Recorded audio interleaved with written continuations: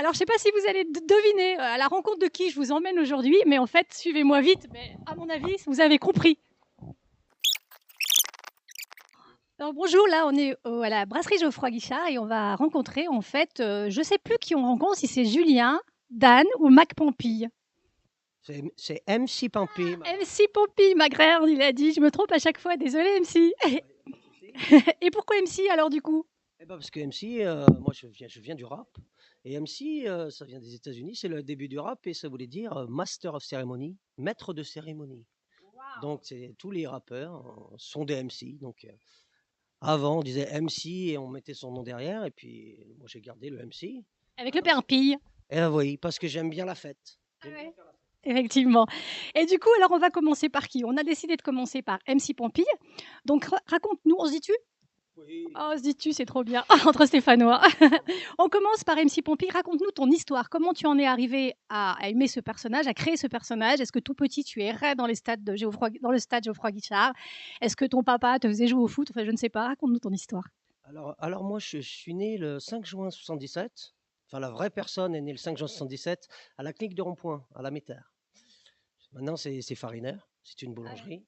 Ça a changé. Donc, j'étais en maternelle, tu vois, là, au Parc de l'Europe. Et moi, déjà tout petit à l'époque, les maîtresses, elles me passaient le morceau des vers de Jacques Monty. Ah, qui c'est les plus forts? Tout à fait. Donc, nous, on était bercés dedans depuis tout gamin. Un cours de récré, je jouais au foot. Mon père, qui est fan et qui était fan des vers, m'a amené au stade à l'âge de 5 ans. Et puis après, avec les copains du Portail Rouge, les amis de la JRC, on allait au stade, dans les travées de Geoffroy Guichard. Et donc voilà, tout a commencé comme ça. Toute ton enfance. Et un jour, tu t'es dit, bah, tiens, je vais créer un personnage qui cumule notre Saint-Étienne et qui cumule les vers, la couleur des vers et l'accent. C'est comme ça que c'est venu? Alors c'est venu différemment, c'est venu d'une pampille. Hein, parce que bon, tout vient un petit peu de la fête. En général, tu trouves plein d'idées quand tu fais la fête. Bon, des fois, tu t'en sers pas, et puis des fois, tu t'en sers. Et j'ai mon collègue, Alain, DJ Alain, qui un jour m'a dit je vais faire de toi une star, mon gars. On était au café de la Gerbe à Jacquard. On buvait des roteuses. Et il m'a dit ce serait bien que tu écrives un petit morceau avec l'accent et en gaga. Donc j'ai écrit le morceau. C'est quoi le premier morceau, MC? Il, Oh là là, je vais y arriver, MC. il s'appelle toujours Une journée de fou. Donc c'est le premier morceau. À la base, c'était juste une boutade. On faisait des petites compiles, on faisait des parodies de morceaux. Et j'ai sorti ce morceau, on l'a écrit vite fait sur un coin de table, et puis on l'a enregistré. Et ce morceau, à l'époque, il n'y avait pas Facebook, Instagram, toute l'équipe, mais il y avait Internet quand même. Ah, ça existait en 60, en 80. C'était en 2007, je crois. Bon, il y avait le Minitel et après Internet. Et donc, il l'a Et mis, après, MC Pampille. il l'a mis sur les réseaux. Le morceau a été partagé pas mal de fois. C'était les débuts, les prémices. Et il y a Michael Fernand, dit Mickey 3D, qui, qui est tombé sur ce morceau, comme beaucoup d'autres apparemment, et qui l'a filé à ses producteurs à Paris, qui m'ont appelé. Et du coup, c'est parti de là. Ça a mis un peu de temps. On a bourlingué avec Alain, on a fait des tournées mondiales de la Loire un petit peu de partout. Et puis, on a décidé de faire un album, un premier album qui s'appelait Un verre parmi tant d'autres. Donc, c'est parti vraiment d'une blague. Et cette blague perdure depuis 2007. Elle se maîtrise pas, cette blague, parce que je crois qu'à un moment, il y a eu un pétage de câble.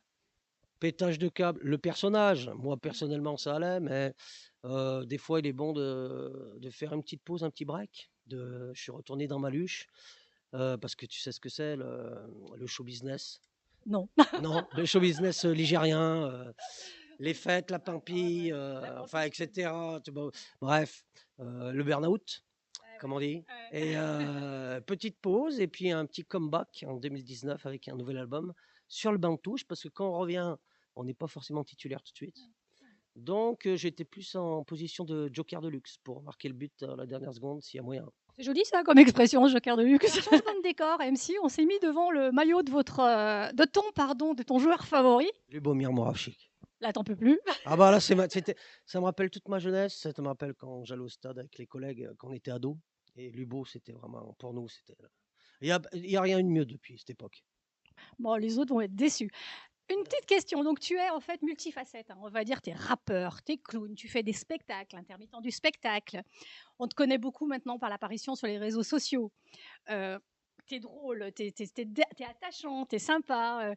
Qu'est-ce qui fait qu'aujourd'hui, ce personnage, tu le vis aussi fort et comment tu le vois demain? Ah ben demain, je ne sais pas, hein, on va voir, la petite fatigue. Il y aura forcément un moment, il va y avoir une petite redescente. Il va falloir disparaître un petit moment, mais pour mieux revenir peut-être comme le phénix. Mais non, c'est que, en effet, avec la sortie du second album, il y a une grosse exposition et à la base, les débriefs de matchs que je faisais pas, on faisait juste des vidéos avec Alain rigolotes où on s'amusait. C'était juste pour, faire de la promo pour la sortie de notre nouvel album sur le banc de touche et je t'avouerais que débriefer tous les matchs, je me suis pris un peu au jeu.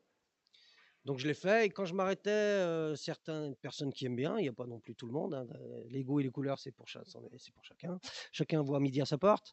Moi on me demandait de le faire quand même et puis moi je me suis amusé à le faire, même si des fois c'était moins facile, mais du coup, j'ai été exposé un peu de partout, sur les réseaux parce que maintenant les réseaux, c'est Parce qu'on maîtrise pas. eh ben oui. Et du coup, comment tu es perçu par les fans de la SS, par les différents supporters, les différents clubs de supporters? Et comment tu es perçu par les dirigeants de la SS? Comment tu es perçu par les joueurs de la SS? Alors, je suis perçu comme, un ver parmi tant d'autres, hein. Moi, je donne juste mon avis, moi, personnellement. Je ne sais pas si mon avis n'est pas celui des autres. Il y a beaucoup de monde, il est vrai, qui suit maintenant sur, les réseaux, comme on dit, mais je reçois aussi pas mal de critiques de certains supporters des Verts qui n'aiment pas mes analyses ou ma façon de voir les choses.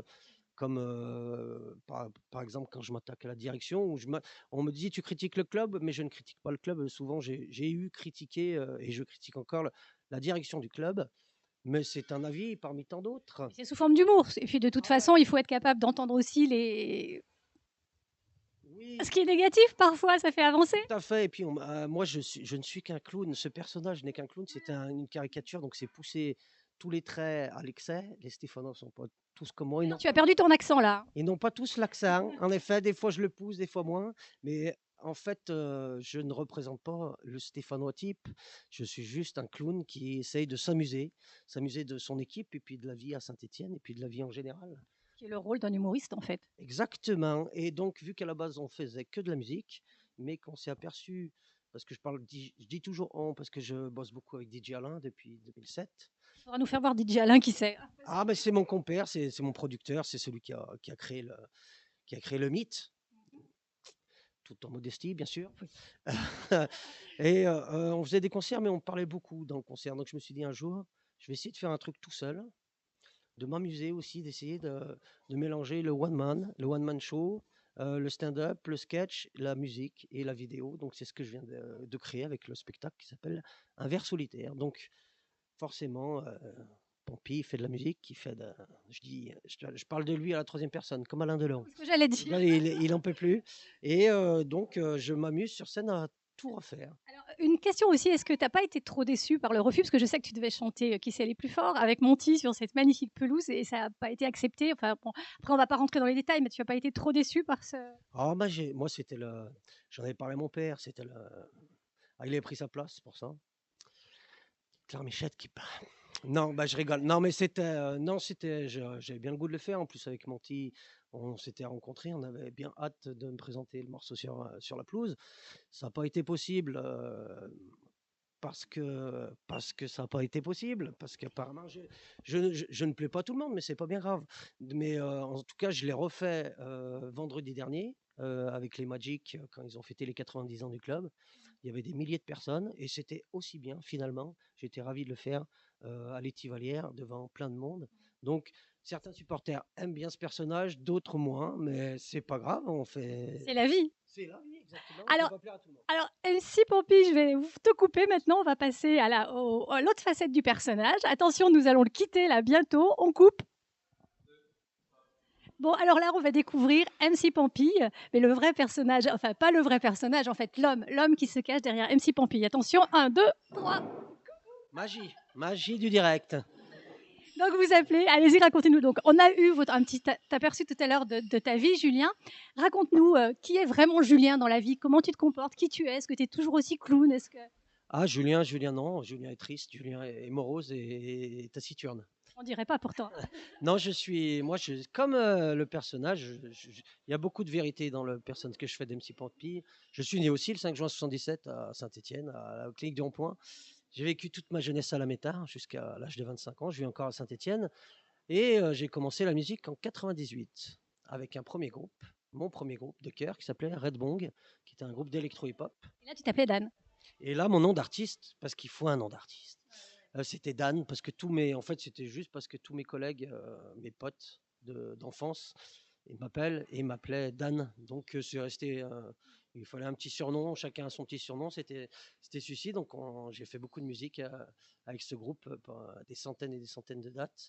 Et est arrivé après le personnage de Pampy, une blague qui a perduré, mais ça m'empêche pas de faire à côté d'autres projets.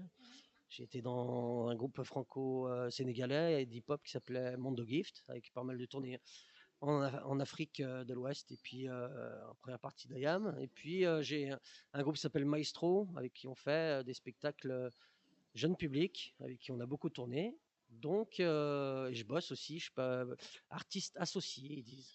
C'est quoi, artiste associé? Associé avec le fil, la SMAC de Saint-Étienne, la salle de spectacle, qui fait bosser pas mal d'artistes qui interviennent dans des ateliers pédagogiques, dans des écoles, des lycées, des collèges, des MFR sur Saint-Étienne et dans toute la Loire. Et j'ai vu en regardant un petit peu ta biographie, on va dire, quoi, tu as vu un peu, attends, ça en jette, hein.